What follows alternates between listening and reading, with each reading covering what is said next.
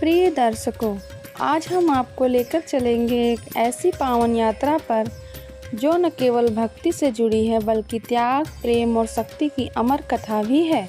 यह कथा है नवरात्रि के प्रथम दिन पूजी जाने वाली माँ शैलपुत्री की।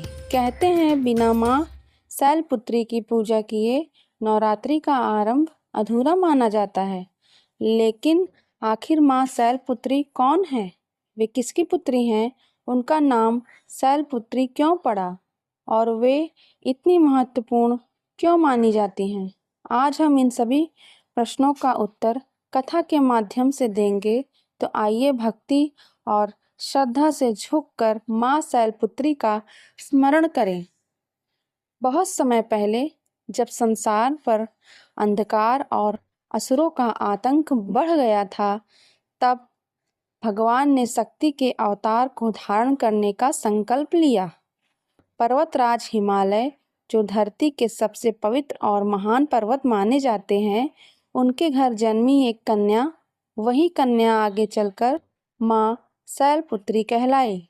शैल का अर्थ है पर्वत और पुत्री का अर्थ है बेटी, इसलिए वे पर्वतराज की पुत्री शैलपुत्री के नाम से विख्यात हुई। उनका स्वरूप अत्यंत दिव्य था। वे बैल पर सवार रहती थी। उनके दाहिने हाथ में त्रिशूल था और बाएं हाथ में कमल। उनका चेहरा शांत और करुणामयी था, परंतु उनके भीतर अद्भुत शक्ति और साहस छिपा था। लेकिन यह कहानी केवल जन्म की नहीं, यह कहानी है पुनर्जन्म की। सती से शैलपुत्री तक। पहले जन्म में वे थी सती, दक्ष प्रजापति की पुत्री और भगवान शिव की अर्धांगिनी। सती का शिव से विवाह हुआ, लेकिन उनके पिता दक्ष शिव को पसंद नहीं करते थे। एक दिन दक्ष ने एक बड़ा यज्ञ रखा।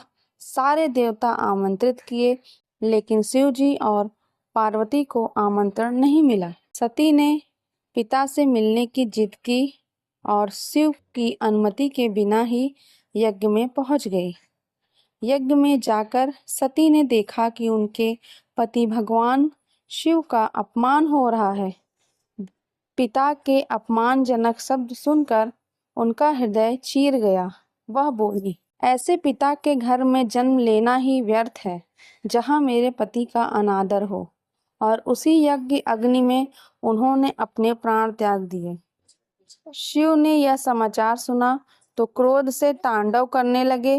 पूरी सृष्टि कांप उठी। लेकिन सती का पुनर्जन्म हुआ और इस बार वे पर्वतराज हिमालय की पुत्री बनी।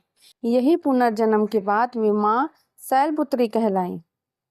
माँ शैलपुत्री का स्वरूप और उनकी महिमा का वर्णन शास्त्रों में मिलता है। वे नंदी बैल पर विराजमान रहती हैं और उनके दाएं हाथ में त्रिशूल, जो शक्ति और साहस का प्रतीक है, बाएं हाथ में कमल, जो पवित्रता और भक्ति का प्रतीक है।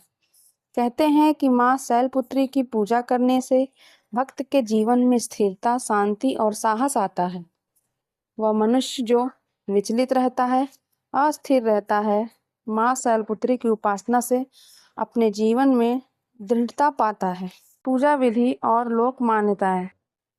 नवरात्रि के पहले दिन माँ शैलपुत्री की पूजा की जाती है। सबसे पहले कलश स्थापना होती है। कलश पर नारियल और आम के पत्ते रखे जाते हैं।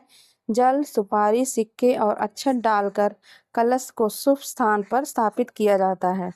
फिर माँ शैलपुत्री की प्रतिमा या तस्वीर के सामने दीपक जलाया जाता है।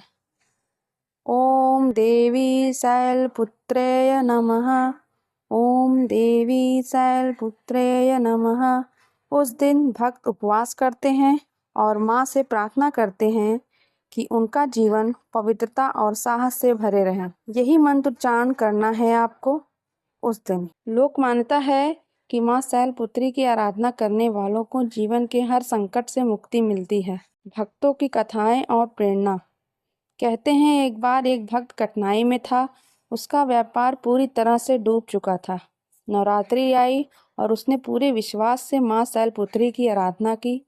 कथा के अनुसार 9वें दिन उसके जीवन में ऐसा परिवर्तन आया कि नया व्यापार शुरू हुआ और उसका जीवन फिर से सुखमय हो गया। ऐसी अनगिनत कथाएं हैं जो यह बताती हैं कि माँ शैलपुत्री की भक्ति से भक्त को हमेशा सहारा मिलता है। नवरात्रि का पहला दिन केवल एक पूजा या व्रत भर नहीं है, यह वह क्षण है जब हम अपने जीवन को पवित्र बनाने का संकल्प लेते हैं। माँ शैलपुत्री हमें सिखाती हैं कि सच्चा साहस भीतर से आता है। त्याग, प्रेम और भक्ति ही जीवन की सबसे बड़ी शक्ति है। नवरात्रि के पहले दिन माँ शैलपुत्री का विशेष रंग होता है संतरी नारंगी रंग। आइए इसे समझते हैं।